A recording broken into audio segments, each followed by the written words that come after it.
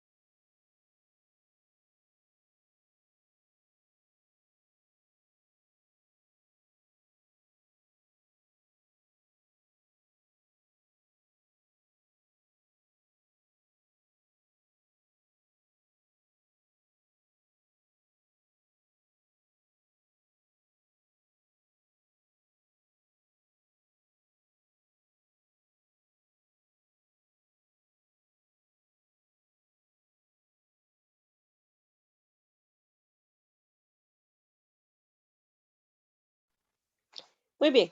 Nosotros vamos a estar hablando el día de hoy de el autoconocimiento, el autoconcepto o lo que es la autodefinición.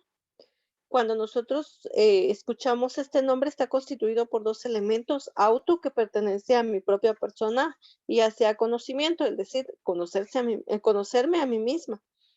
Puede ser autodefinición de cómo yo me describo, o un autoconcepto, o sea, cómo yo me considero.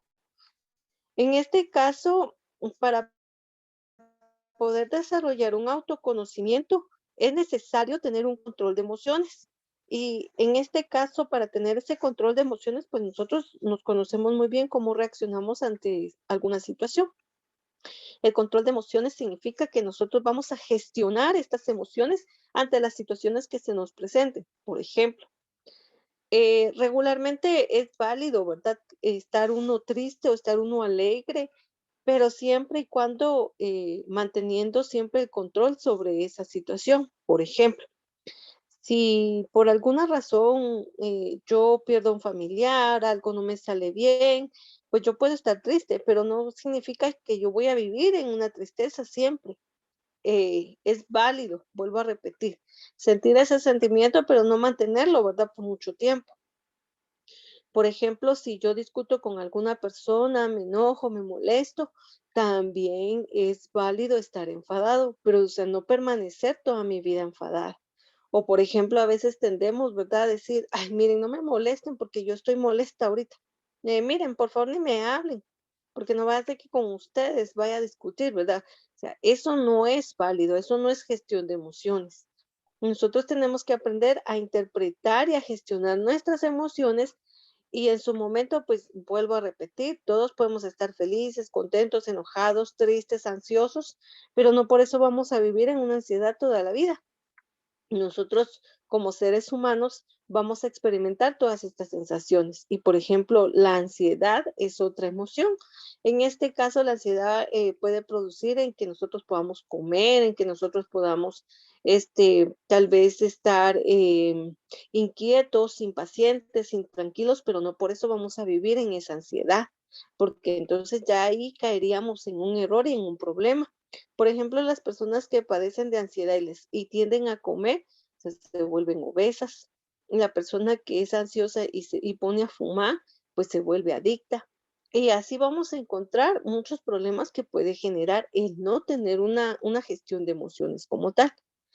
Nosotros debemos de aprender a conocernos a nosotros mismos tal cual como somos. Dice que uno de los posibles ejercicios que debiéramos hacer es que nosotros en un momento pudiéramos anotar todo lo que vamos a hacer al inicio del día, y qué es lo que hicimos al inicio al final del día, qué fue lo que logramos, qué fue lo que no hicimos, qué fue lo que quedó pendiente, qué fue lo que acertamos, o qué es lo que aún nos hace falta todavía desarrollar. A eso se refiere entonces el empezar a nosotros como tal a describirnos. Pero lamentablemente, el guatemalteco, ¿verdad?, tiende a que desde el día ya tiene, estipulado una agenda. La única situación que a veces se tiene es que, por ejemplo, no la nota, no lo dice, sino simplemente lo que hace es que al finalizar el día está, bueno, hice esto ya no lo pude hacer, esto. Y si no, a veces tiende que cuando se despierta dice, bueno, hoy voy a hacer tal situación, hoy tengo que hacer esto, hoy tengo que hacer el otro, y lo empezamos a marcar, pero no lo escribimos. Y dice que a veces es necesario también escribir en un diario. Es importante y una agenda, un papel, porque es situación, porque nosotros vamos a anotar aquellas situaciones de las cuales nosotros esperamos tener un objetivo. También dice que debería de ser importante en un momento apuntar lo que corresponde a virtudes y defectos.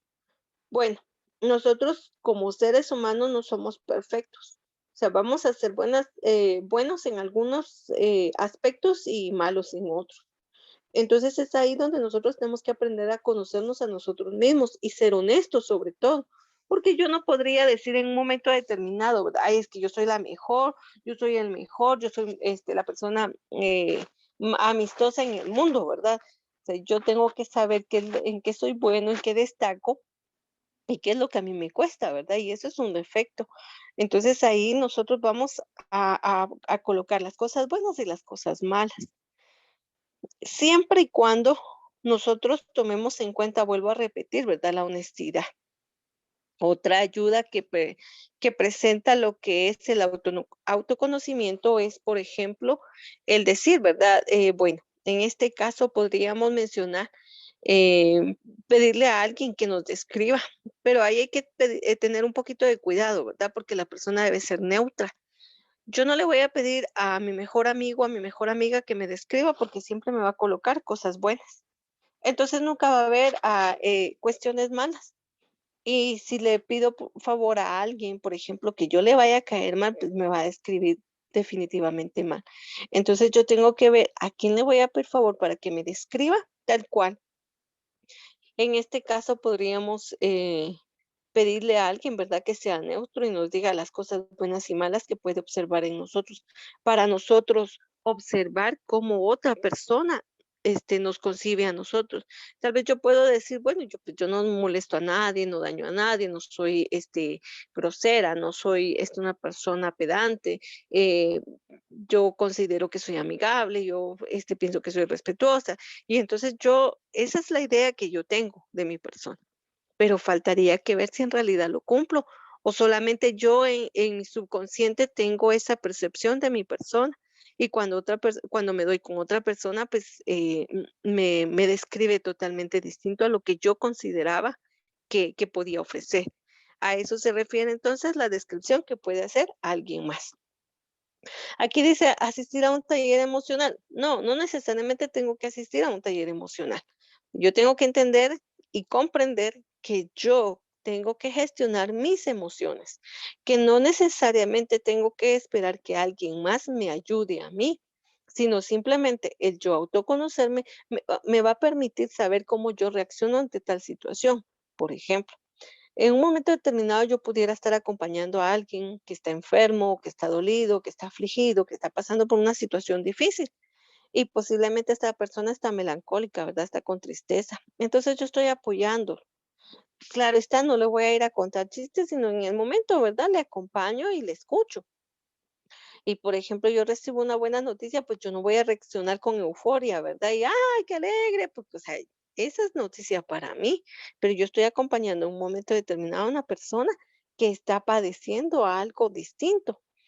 Y tampoco, ¿verdad? En un momento determinado, estoy yo en una reunión, en alguna celebración, y yo voy a estar en semejante llanto, ¿verdad? O sea, yo tengo que aprender a gestionar mis emociones y llevarlas, vuelvo a repetir, a un momento de equilibrio en donde sí es cierto, todos nos vamos a enojar, sí es cierto que todos vamos a estar felices, sí es cierto que todos podemos estar tristes, sí es cierto que todos podemos estar ansiosos, sí es cierto que todos vamos a experimentar distintas emociones y reacciones, pero no significa que nosotros vivamos permanente en ellas. En este caso, recordemos que todos estamos en búsqueda de la felicidad, de la paz, de la armonía, de un equilibrio. Entonces, Eso sí es válido, o sea, estar bien, estar de forma positiva, ser optimista. Eso es válido, pero que yo sea pesimista en todas las situaciones por un fracaso que tuve, eso no es correcto.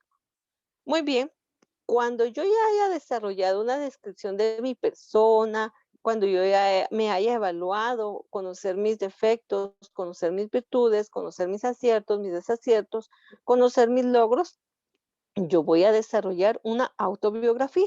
Y es acá donde viene la tarea de la cual hablaba al inicio. En este caso, la autobiografía la vamos a desarrollar en nuestro cuaderno y luego me la van a presentar a mí en la próxima clase. No hay necesidad de que vayamos a subir a plataforma todavía esto, pero sí lo van a hacer en el cuaderno. Vamos a trabajar mínimo unas 4 páginas por escritas a mano. Páginas, es decir, 2 hojas, ¿verdad? ¿Qué es una autobiografía? Bueno, dice que la autobiografía es un género narrativo que se emprende el recuerdo de los principales episodios de la vida de un ser humano. ¿Qué pasa cuando nosotros nos mandan a investigar a alguien? Nosotros desarrollamos biografías, porque entonces vamos e investigamos a la persona, pero en este caso no vamos a ir a investigar a nadie más que no sea nosotros mismos. Por eso se llama auto. Entonces yo voy a describirme a mí, entonces es autobiografía. Una autobiografía podemos hacerlo de diferentes formas, es decir, describiendo desde que nacemos hasta el momento, al día de hoy. Regularmente, ¿cómo podemos hacer una autobiografía? Bueno, podemos comenzar de una forma cronológica, haciendo una línea de tiempo desde que nacemos hasta la fecha que usted tiene hoy.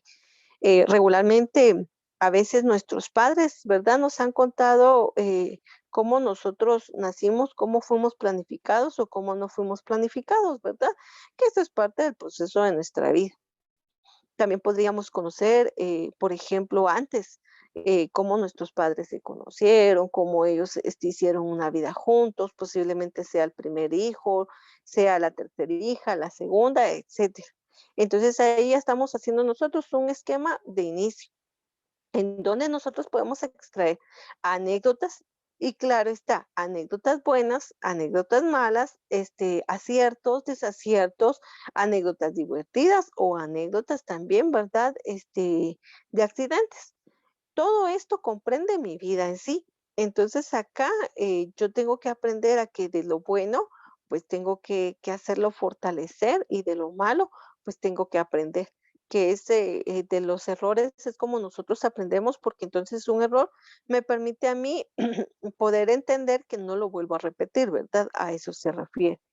Elegir un punto de partida, lo que yo les decía, pues definitivamente podríamos comenzar con el inicio, ¿verdad? Donde nacimos, posiblemente también sea una anécdota, ¿verdad? Una travesía de cómo nosotros venimos a este mundo.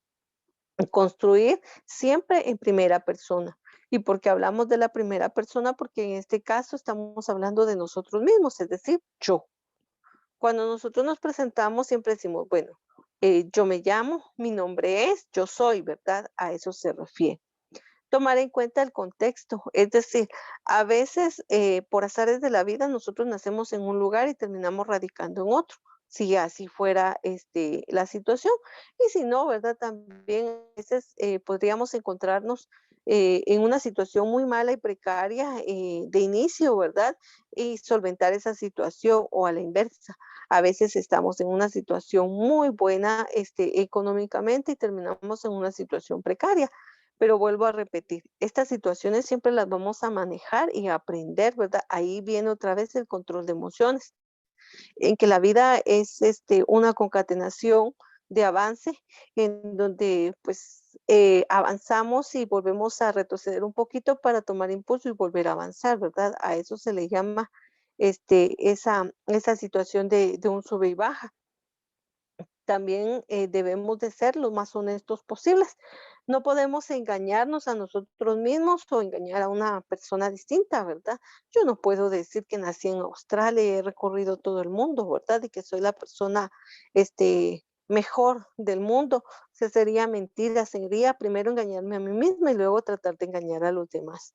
Entonces, desde estas perspectivas, nosotros podemos construir la autobiografía, que es la primera tarea que nosotros vamos a realizar.